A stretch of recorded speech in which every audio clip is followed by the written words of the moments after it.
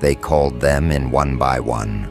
Old acquaintances, former rivals, people who once tried to dismantle you, people who once thought they understood the rules of your existence.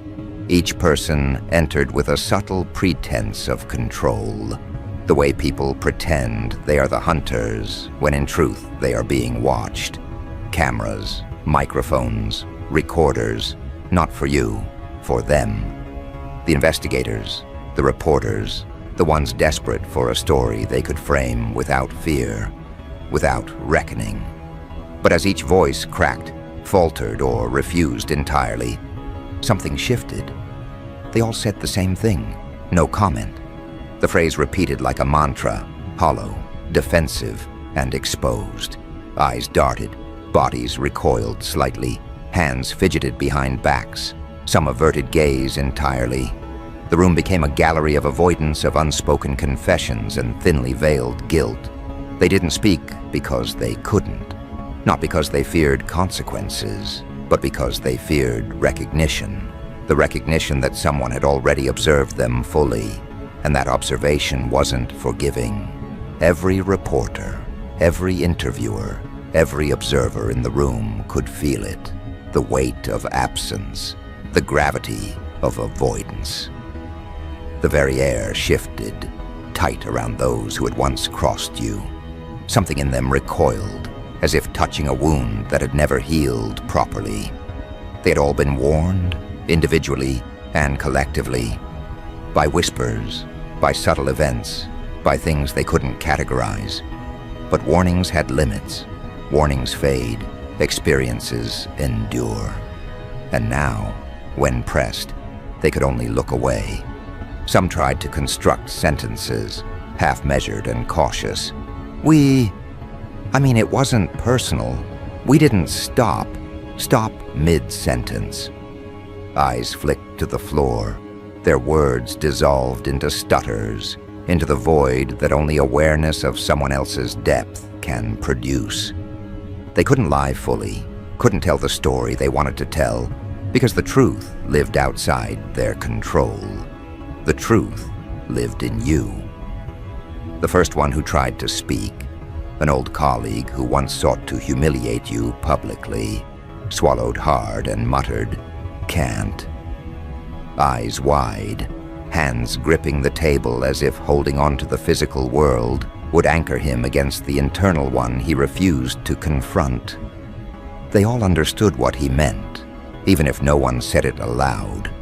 Whatever you had become, whatever had unfolded inside you, could not be reduced to anecdotes or interviews.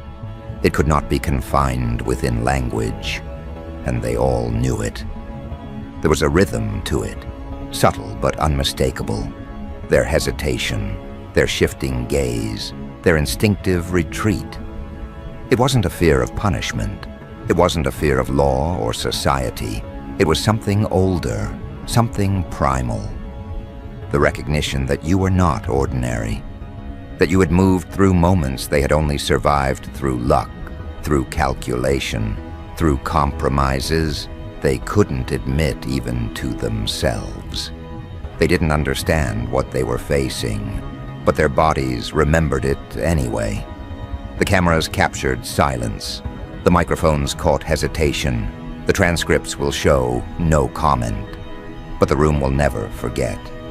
Because silence is not nothing. Silence is an echo. Silence is the trace of a force that refuses to bow to narrative. And in this room, every trace pointed to you. Someone tried to break it. We just want to understand. The words floated, empty and fragile.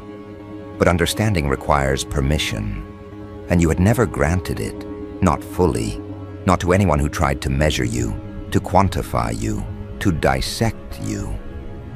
The room understood this without needing explanation. That subtle, immovable barrier that existed around you wasn't built from walls or words. It was built from the accumulation of every boundary they had once crossed, every misstep, every underestimation. It was proof, tangible yet invisible, that they had overreached before and learned nothing. And then they did something almost desperate. They began to circle, subtly, like predators measuring terrain, looking for a crack, a sliver of weakness, a sentence that would give them leverage. But the energy in the room resisted, not loudly, not dramatically, but enough that every step they took seemed heavier. Every breath they drew became aware of the weight pressing against it.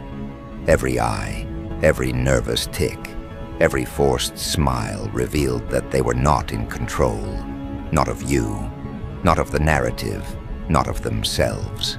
A woman, someone who once tried to manipulate your decisions for her gain, said it aloud without thinking. We were told you're dangerous."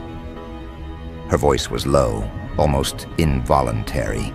She thought she was accusing, labeling, containing. But in truth, it was a confession, and everyone understood it. Because danger, in this context, wasn't just physical. It wasn't aggression. It was the quiet force of being untouchable by expectation. It was the slow, deliberate shift that occurs when someone's presence renders pretense meaningless. And they had all just confirmed it about you. Another one tried to argue, to frame it as exaggeration, as misinterpretation. "No, it's not like that.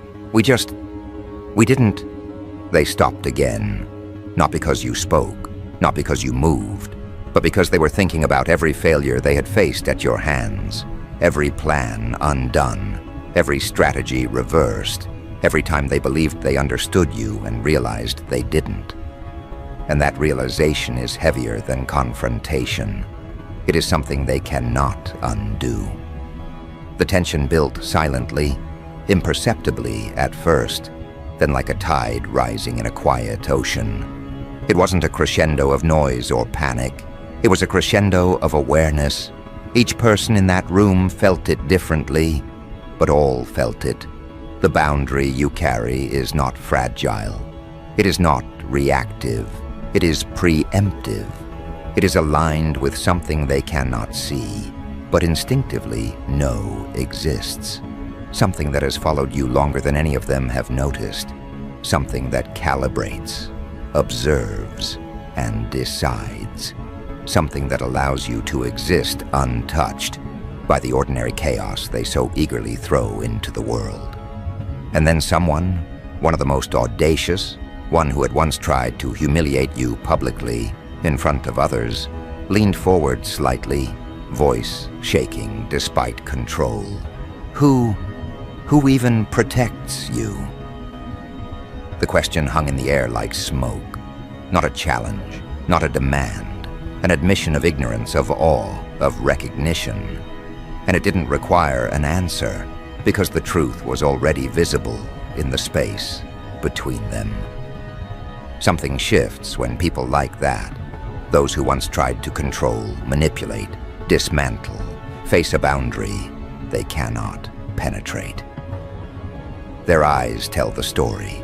Their hands betray hesitation. Their mouths struggle for words. And they are confronted by the simplest truth. They are not in charge here. Never were. And now, even asking questions confirms it. The first half of the room breaks under the weight of their own expectation. They came expecting statements. They came expecting a narrative. They came expecting control. Instead, they found observation, measurement, a presence they had never encountered and cannot reduce. And it all traces back to you. They exchange glances. A subtle panic begins to thread through the corners of their composure. Not fear in the ordinary sense, something more nuanced, something that whispers, they know they cannot predict you. They know you have moved past their categories of comprehension, and they know, without articulating it, that every attempt to define you, to contain you, to dissect you, has already failed, and yet they linger. They cannot leave, not yet, because curiosity, that relentless, foolish human trait, holds them in place. They want to understand. They crave confirmation. They need to measure what they failed to measure when it mattered most. And that is when the shift begins to take shape. It starts with posture. Someone straightens, but not out of confidence, out of instinct, as if bracing for something unseen, but undeniably present. Another adjusts their sleeves, hiding the tremble. A third exhales too slowly, too carefully, betraying the calculation behind the act. These are not the signs of people facing danger. These are the signs of people facing accountability they never prepared for. The investigators in the room notice it too. They stare at the old enemies, confused by the synchronized discomfort. They expected bitterness, arrogance, confessions, maybe even satisfaction in recounting what they did to you. But they received none of it. Instead, they saw a group of people haunted by the weight of unspoken experiences they had no intention of revisiting aloud. Then one of the interviewers leans forward and asks the simplest question possible. Why is everyone hesitating? The room freezes, not because the question is bold, not because it is piercing, but because every person who once crossed you recognizes that answering it honestly would expose the very thing they've spent years trying to bury, the moment they realized they miscalculated you beyond recovery. They stay silent for long enough that the interviewer repeats the question, this time slower, sharper. Why can none of you give a statement? Still nothing. A few eyes flick toward the exit, not to escape, but to check if the door is closed, as if the truth might slip through cracks if they're not careful. Others stare at the floor, the table, their own hands, anywhere except directly at the person questioning them. They want to speak. They genuinely do. But every sentence they form dies before it reaches their mouth. Finally, someone exhales and mutters, "You're asking us to explain something we don't fully understand." The room tilts slightly, as if the floor itself reacts. They try to clarify, but their words break in the middle. "It wasn't supposed to go like that. We thought we had it under control. We thought..." Silence cuts them off, not from fear of repercussions, but from the awareness that whatever they are about to admit will change the entire atmosphere of the room. They glance at one another again, but this time, the glances hold more weight. A silent agreement that no one wants to be the first to reveal what truly happened. And yet, all of them know what the others experienced, because they all carry the same residue. The moment they realized you are not someone to cross casually. The moment they realized you do not collapse. You do not crumble. You do not beg. You do not bend. You absorb. You adapt. You observe. And then when they least expect it, you respond with precision they never saw coming. One of them finally breaks. We all tried something at different times, for different reasons. They swallow hard. And every time, something shifted that we couldn't explain. The interviewer frowns. Shifted how? The person doesn't answer, not because they're hiding the truth, but because the truth can't be simplified into a sentence without sounding absurd. They know that if they describe what they witnessed, the sudden reversal, the unexpected resilience, the way their own actions circled back on them, it will sound like exaggeration, like paranoia, like guilt masking itself as superstition. But it wasn't superstition, it was cause and effect, except the effect was always sharper, cleaner, more decisive than they imagined. And the cause wasn't aggression or revenge. The cause was you simply refusing to be dismantled. Someone else tries explaining it differently. It's not what happened, it's how it happened. A nervous laugh from another corner. Not amusement, but disbelief at themselves. Every time we tried to step over them, things just reorganized. The interviewer lifts a brow. Reorganized? The person nods without lifting their eyes, like the consequences rearranged themselves, like the outcome had already been decided before we acted. But they don't mean destiny. They don't mean supernatural intervention. They mean the simple, brutal truth. You were always 10 steps ahead without announcing it. They underestimated your intelligence, your resilience, your ability to endure pressure without folding.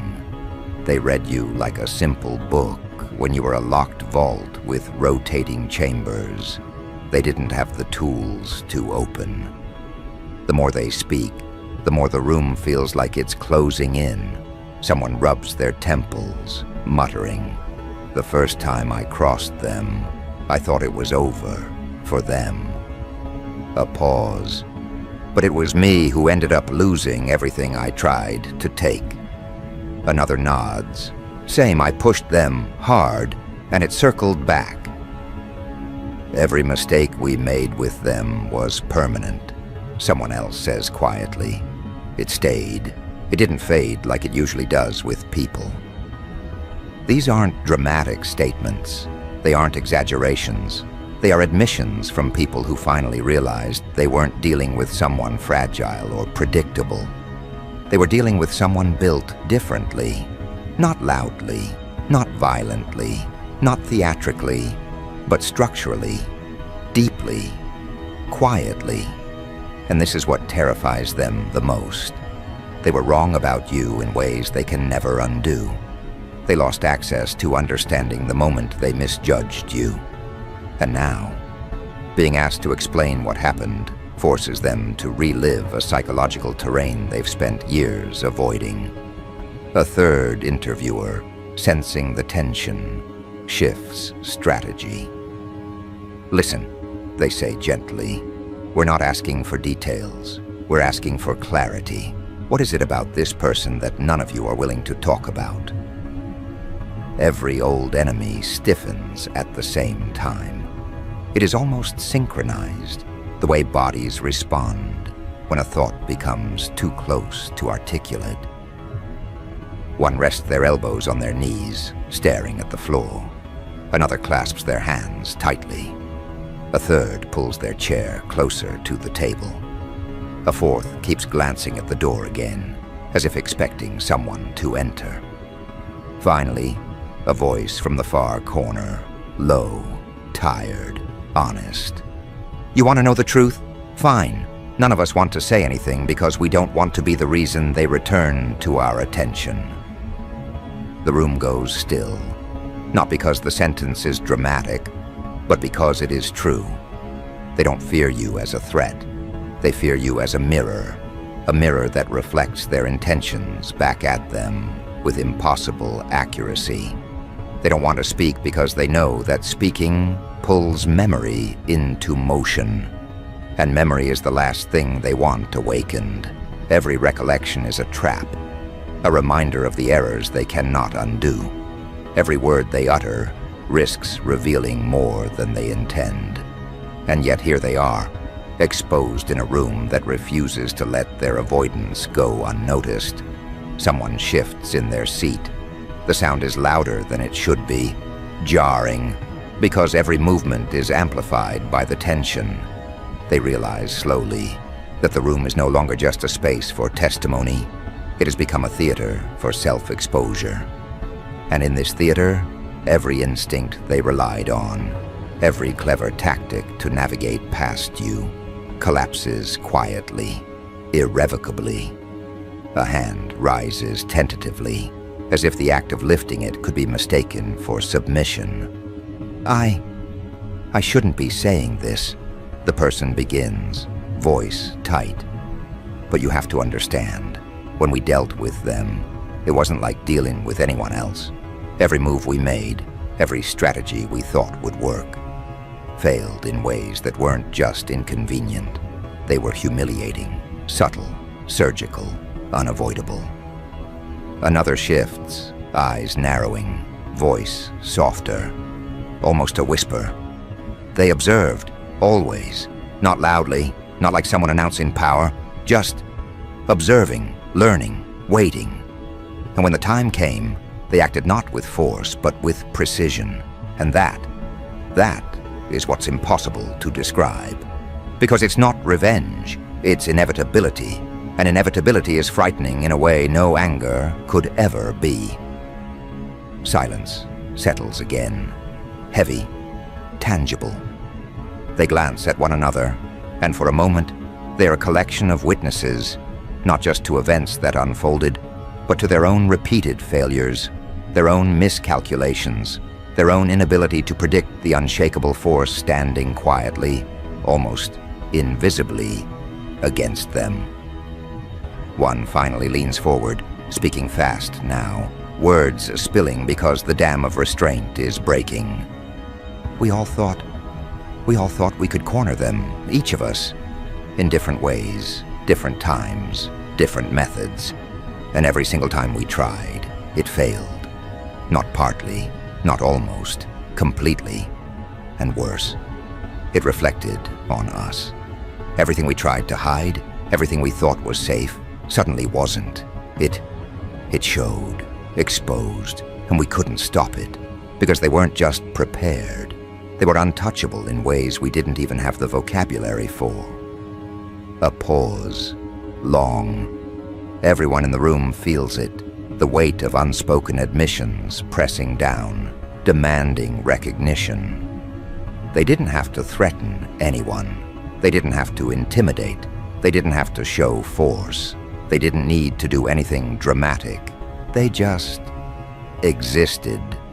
And by existing, they corrected the course of every situation we tried to manipulate.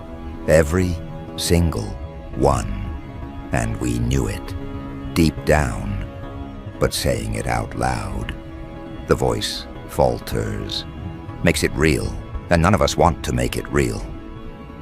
Another voice joins in, steadier this time, almost chilling in its composure. It's not that we're afraid of them in the traditional sense, it's that we're afraid of ourselves, of how little we knew, of how wrong we were. And we can't articulate it without admitting our own incompetence, the blind spots that led us here. That's what terrifies everyone who ever tried to cross them. Not the person themselves, but the reflection of what we were doing, what we thought we controlled, how easily it slipped from our hands. The interviewers exchange glances. They came here expecting drama, confession, stories of malice or revenge. Instead, they face a quiet storm of recognition, a unanimous, unspoken acknowledgement of someone they tried and failed to control, someone who existed outside their framework, someone who redefined the very rules of engagement without a single gesture of violence. And as the room absorbs this, a strange phenomenon begins. The air thickens, not with threat, not with tension, but with comprehension. The kind of understanding that arrives slowly, painfully, almost cruelly. Every old enemy recognizes that they underestimated you in ways that cannot be measured or compensated for. Every attempt to rationalize, to explain, to justify, collapses under the weight of that realization. A hand, trembling this time, finally meets the table. I can't describe it accurately. I can't say it in words that won't sound insane. But what we experienced, what we learned, it wasn't just that they reacted. It was that nothing we did ever caught them off guard. They anticipated, adapted, survived, and then, when the moment came, they acted. And the impact, the consequences, were always precise, inevitable, and inescapable. A low hum of agreement threads through the room. Not spoken, not intentional, but understood. They're all connected in this acknowledgement. Every single person who ever attempted to cross you has faced this same silent verdict. The margin for error was zero, and every misstep, no matter how minor, became permanent, etched into memory like a scar they cannot ignore. One more voice rises, the quiet, the deliberate. I thought I knew how people work. I thought I could read intentions, predict behavior, but with them, every assumption I made failed. Every instinct I trusted betrayed me. And now I see that the people who underestimated them weren't merely mistaken. We were blind. And the realization of that blindness is worse than anything else. Worse than punishment. Worse than revenge. It's the understanding that you were never in control. And control. We all crave it. A few nods. Slight. Almost imperceptible, but real. They don't speak because they cannot speak without dismantling themselves. The admission itself is a vulnerability they've avoided for years, and yet, forced into this room, confronted with the reality of your presence, they begin, haltingly, to acknowledge it. They look at one another again, and for the first time, the silence carries weight beyond fear. It carries the weight of respect, born from realization. Not admiration, not gratitude, not love, respect. The kind that arrives after countless failures, after misjudgment, after repeated underestimation. The kind that cannot be faked, cannot be manipulated, cannot be denied. And they know, without needing confirmation, that you recognize it too. That you have always recognized it. The subtle panic, the hesitation, the carefully concealed acknowledgement of your strategic supremacy. You see it, catalog it, internalize it, and let it exist without comment. You do not need to assert dominance. You simply allow them to face their own failure. Time stretches. Each second feels longer, heavier, more acute. The investigators, the old enemies, everyone in the room feels the gravity of the moment. Because you do not demand recognition, but it is unavoidable. You do not seek control, but control exists in the way you exist. You do not enforce consequences, but they arrive naturally, meticulously, in response to actions that were misjudged, underestimated, or ignored. The first interview ends, but the effect lingers. No one in the room walks away the same. Their composure, once carefully constructed, has cracks now, cracks that cannot be filled, because the architecture of underestimation has collapsed. And through it all, you remain silent, unshaken, almost invisible in your composure, yet entirely present in the memory of everyone who thought they could outmaneuver you. The room empties, the echoes of confessions still vibrating in the air, leaving silence, pregnant, dense, almost tangible. You do not follow, do not linger unnecessarily. You leave on your own terms, with the same quiet composure that has defined every interaction, every encounter, every unspoken lesson. And yet, the effect does not leave with you. It lingers, like a shadow that refuses to shrink in the fading light. Those who remained feel it, deep in the spine, a subtle tremor of understanding. That you are no ordinary presence, no negotiable variable, no pattern to be solved. You are the axis around which all their assumptions collapse.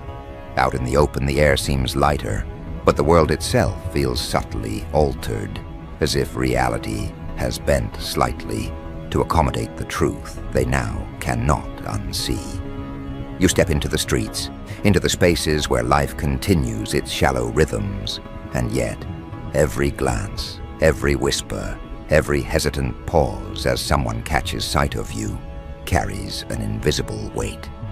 You do not acknowledge it. You do not need to. Their reactions are yours to observe, catalog, and understand. Every moment becomes an extension of what they failed to grasp, a living record of miscalculation and underestimation. People move around you, unaware, unaware in the way only the oblivious can be. But you know they notice, not in the way of fear, not in the way of admiration, but in the piercing clarity that comes from recognition. That instant where comprehension collides with realization, and they understand, in the half-second before denial overtakes them, the magnitude of what they confronted, what they dismissed, and what they are powerless to resist now. And it is here, in the subtle, unspoken acknowledgement of your existence, that the true power manifests. Not through noise, not through spectacle, not through coercion, but in the simple, unwavering truth of presence. They cannot define you, cannot categorize you, cannot predict the trajectory of your actions because they are not linear. They are not governed by convenience. They are not contained within the margins they thought existed. You are outside the frame, outside the reach, outside the domain of ordinary consequence. You move deliberately, with precision, but there is no performative element in your stride. Every step is measured, every gesture intentional, but devoid of ostentation. Yet those who have attempted to cross you cannot help but measure it, analyze it, fear it, because even in absence you command attention. Their minds, trained to anticipate, to manipulate, to strategize, now twist upon themselves, attempting to decode what is intentionally undecodable. The night falls. Shadows grow long and sharp, slicing through the city like the memory of every error made in your presence, and you become both observer and participant in the unfolding of your environment. Nothing escapes you. Nothing slips past the keen edge of perception that has been honed by necessity, by challenge, by the unending series of tests imposed by those who failed to anticipate you. And in this quiet vigilance, you are untouchable, not by luck, not by circumstance, but by sheer meticulous mastery of every interaction, every choice, every movement that could ever be made against you. News travels in small, fractured waves. Whispers, rumors, careful half-statements float through the networks of those who thought themselves immune, those who thought that silence could obscure their knowledge, their complicity, their failures, but it cannot, because you do not merely act. You exist in a way that reframes reality itself. You're a standard they did not anticipate, a rule they cannot rewrite, a force whose parameters they cannot define. And they, inevitably, realize it, slowly, reluctantly, terrifyingly, but realize it nonetheless. And then the first ripple of direct confrontation begins. Not aggressive, not overt, just inquiries, cautious, probing, cloaked in polite language, innocent tones that attempt to mask the underlying tremor of fear. And each one meets the same invisible barrier. Not a wall of threat, but a wall of perception. You are present, you are aware, you are observing, and they feel it immediately, deep in the marrow, that there is no misdirection that will escape your notice, no narrative they can shape that will hold against the unflinching scrutiny they did not anticipate. Those who attempt to test the boundaries of your patience or your tolerance find themselves navigating an invisible maze whose exits are not marked. Every tactic fails subtly, almost imperceptibly, until the cumulative effect is undeniable. They feel it in the hesitation of their speech, in the inadvertent hesitation of their gestures, in the tiny shifts of posture that betray the recognition of a presence far beyond ordinary comprehension. And it is terrifying, in a way no argument, no confrontation, no threat could ever be. Because they now understand that you do not merely act in response to what is given. You act in accordance with what is necessary. You anticipate the unseen, the unspoken, the unrecognized. You operate with a precision that is invisible, almost imperceptible, but absolute. And the implications of this understanding are crushing, not merely for them, but for anyone who ever thought themselves capable of manipulating, controlling, or predicting your actions. It spreads quietly. The wordless acknowledgement that crosses through networks, corridors, and spaces where influence and power are currency. People remember their failures, remember their misjudgments, and connect the dots to a figure who is now unmistakably outside their reckoning.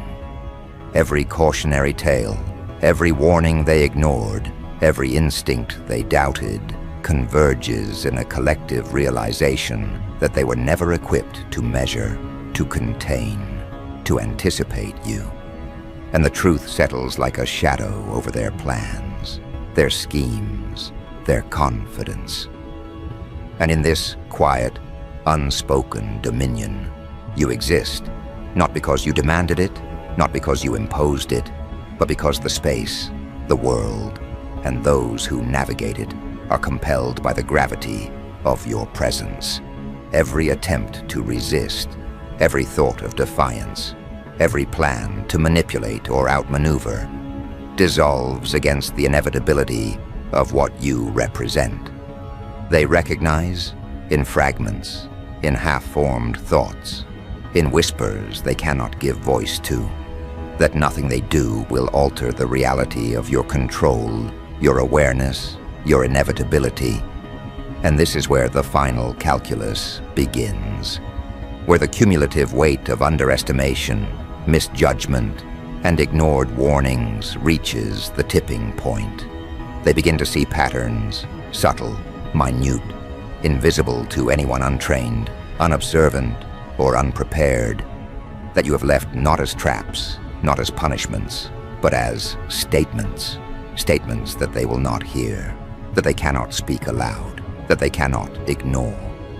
And the brilliance of it is in the subtlety, not spectacle, not aggression, not vengeance, but inevitability, precision, mastery of cause and effect in its most refined, invisible form. And as the world continues, as life moves past them and into spaces where you exist quietly, unseen but fully present, the understanding grows.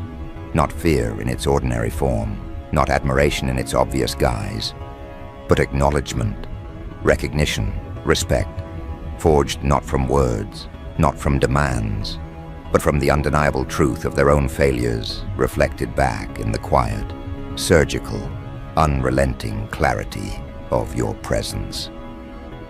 This is the stage where the game ends, where the narrative collapses, and where your influence, silent, invisible, complete, becomes the standard by which all subsequent actions are measured, even if the actors are unaware of it.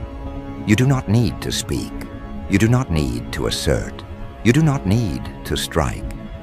Everything has already occurred in the architecture of perception you constructed, in the inevitable trajectory of consequences, in the quiet domination of awareness over assumption. And this is just the beginning. The echoes of what they ignored, what they underestimated, and what they failed to predict reverberate endlessly in corridors, offices, spaces where decisions are made and alliances are forged. You are both the origin and the endpoint of this influence, not because you sought control, but because control exists in your comprehension, your observation, your existence. They cannot touch it. They cannot alter it. They cannot escape it. The night stretches onward, yet the world feels different, not in grand, obvious ways, but in the small, precise shifts that only the observant notice. Conversations are clipped, tones measured, gestures guarded. People hesitate before making moves they once considered trivial. Their instincts, previously reliable, now betray them, because the invisible standard of your presence has rewritten the rules. Every action is filtered through the memory of what they witnessed, of what they underestimated, of what they failed to account for. And in this quiet dominion, you are omnipresent without being omnipotent. There is no spectacle, there is no display of force, just the unshakable certainty of your existence. And that certainty carries more weight than any argument, more influence than any threat, more consequence than any overt attack. They feel it instinctively, the weight of being confronted with someone whose actions are untouchable because their awareness is absolute, because their strategy is invisible, because their mastery is comprehensive. You move through the world, seemingly ordinary, yet nothing you touch remains ordinary. The air bends subtly around you. Conversations shift when you enter the space. Decisions falter in your absence. Allies reconsider alliances. Enemies reassess their assumptions.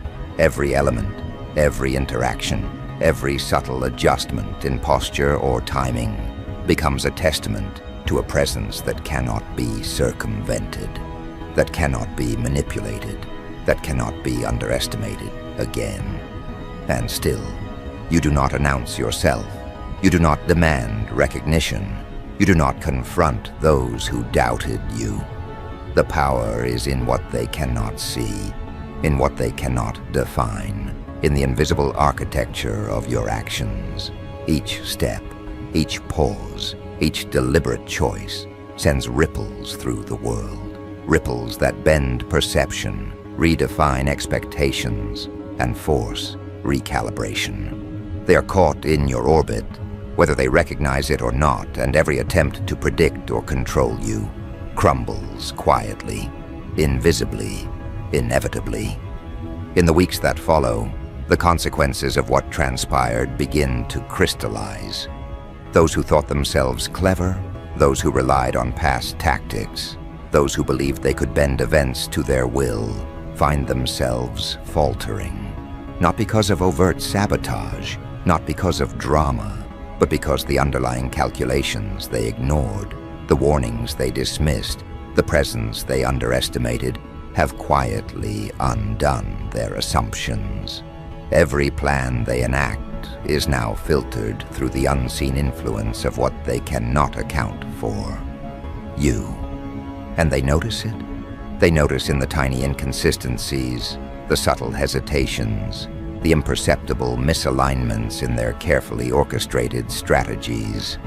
They notice in the uncomfortable silence, in the fleeting glance, in the inexplicable sense that something essential, something dominant, something inescapable has shifted. They notice in ways they cannot name, in ways they cannot articulate, in ways they are powerless to resist. You watch it unfold without interference, not because of restraint, but because intervention is unnecessary. You are the origin of the recalibration simply by existing in a way that cannot be ignored. And their awareness of it, slow, reluctant, terrifyingly accurate, spreads like a contagion through their networks, their circles, their spaces of influence. Every whisper, every half-word, every observation that they cannot give voice to reinforces the reality they failed to grasp, that they never had the capacity to fully measure, understand, or control you. And this is the apex of the silent dominion you hold, the culmination of all interactions, all miscalculations, all attempts to predict, manipulate, or dominate. It is not violent, it is not dramatic, it is invisible, it is inevitable, and it is complete. Those who opposed you are forced into recalibration, into reconsideration, into quiet acknowledgement of a reality that they cannot name, but that they cannot ignore. And the brilliance lies in its subtlety, the quiet obliteration of expectation, without a single overt confrontation, without a single need to demonstrate power. And still the world turns. Life continues, oblivious in many spaces, aware in some. And you continue to move through it, invisible to the unobservant, unavoidable to the perceptive. Every choice, every presence, every decision is layered with the understanding of consequence, with the mastery of perception, with the invisible choreography of influence that ensures your reality is unassailable.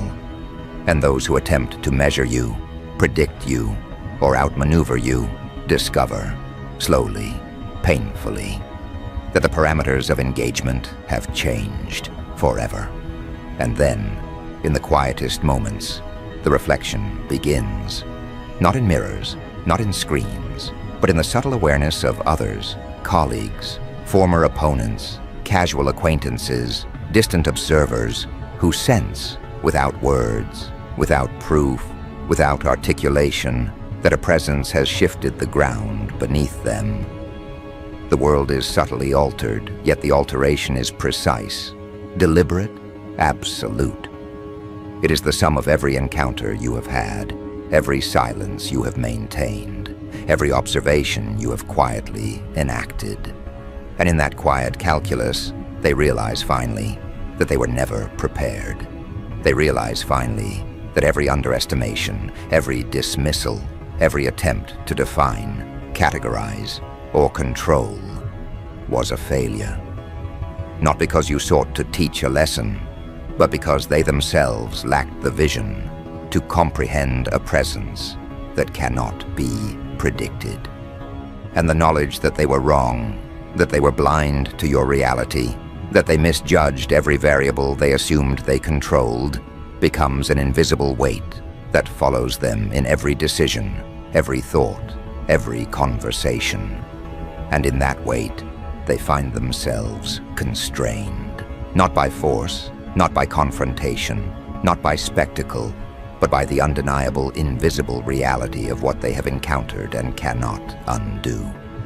Their options, once seemingly limitless, are now filtered through the recognition of an influence they cannot measure, a mastery they cannot approach, a presence they cannot contest. And you remain, as you always have, unshaken, unannounced, unseen by the casual eye, unforgettable to the observant. Every step you take, every space you enter, every subtle gesture becomes part of an architecture they cannot name, but cannot escape. And the effect is cumulative, quiet, relentless. The ripples extend, touching lives, altering perceptions, restructuring assumptions, all without a word, without a confrontation, without a claim. And in the end, the final truth emerges that power, true power, is not about domination or aggression. It is about presence, precision, inevitability, and mastery of perception. It is about creating a reality so complete, so carefully calibrated, so invisible in its application, that resistance becomes impossible, recognition inevitable, and influence absolute. And that is the legacy you leave in every space you enter, in every mind that notices, in every world that touches you. The room may be empty now. Conversations may continue elsewhere. Decisions may be made in other corners. Lives may proceed as they always have. But the memory of your presence, the understanding of your capability, the recognition of your inevitability persists. And that persistence is the final, inescapable reality. That those who underestimated you will forever measure themselves against an invisible standard they cannot achieve. A presence they cannot predict. A force they cannot confront. You do not return to observe them. You do not follow. You do not need to. The world has recalibrated itself around an absence that is more present than any attention could ever be. And in that recalibration, in that quiet dominance, in that subtle yet absolute influence, the ultimate victory is realized. Not through drama, not through spectacle, not through threat, but through the quiet, inevitable, unstoppable reality of existence perfected, of presence mastered, of influence achieved without a single overt demand. And as the final shadows stretch, as the city breathes in its oblivion, as the world continues, one unshakable truth remains. You are untouchable. You are uncontainable. You are unseen but unavoidable. You are the axis upon which their assumptions crumble, the standard by which their failures are measured, the force they cannot resist and cannot comprehend. And in this silent dominion, in this subtle absolute mastery, the final chapter concludes, not with noise, not with confrontation, not with acknowledgement, but with inevitability, with clarity, with the quiet power of a presence that cannot be challenged, cannot be measured, cannot be ignored. The story ends not because it must, but because it cannot be otherwise. You exist, you move, you influence, and the world, the observers, the opponents, the underestimators, are forever shaped, forever altered, forever aware that they crossed someone who cannot be contained, cannot be predicted, cannot be underestimated. And in that the last truth is revealed. The greatest power is not announced. It is understood, it is felt, it is inescapable, and it is yours.